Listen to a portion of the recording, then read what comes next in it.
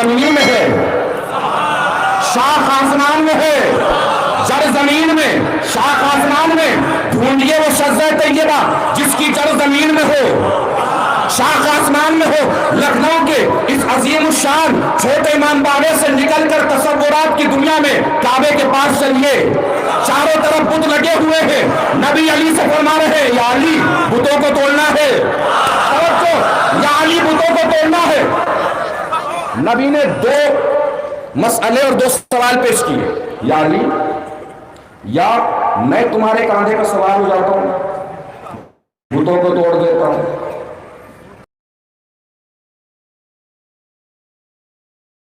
या ईमानदारी से बताइए अली जवाब क्या देंगे? यही तो कहेंगे ना कि मैं अपने कांधे झुका लेता हूं, आप सवार हो जाइए, यही तो कहेंगे। अली ने यही जवाब दिया कि मैं कांधे झुकाता हूं, आप सवार हो जाइए। तवज्जो, अली के कांधे झुके, नबी के कदम जमीन से उठे। इधर नबी के कदम ने फर्श को छोड़ा, उधर जिब्राहील ने अर्श को छोड़ा। तवज्जो, या नबी अल्लाह मर्जी आपकी हो, अली के बदन पे अपने पांव रखे चाहे न रखे, मगर कदम अली के दोस्त पे रखने से पहले देख लीजिए अली सिर्फ अली नहीं है, इसका चेहरा वजहुल्लाह है, आक़िनुल्लाह है, आक़िबुल्लाह है।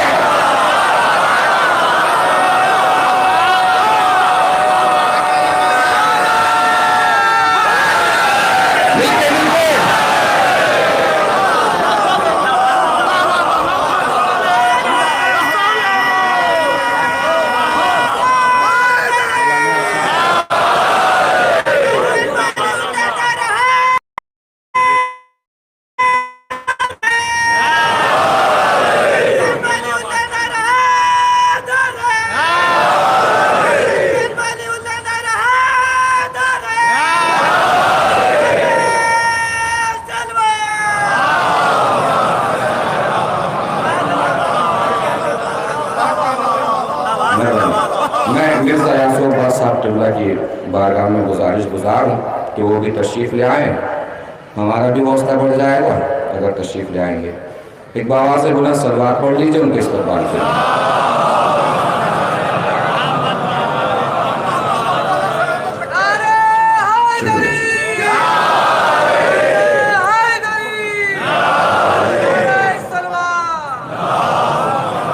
आपका भी नाम लेके बुलाऊं?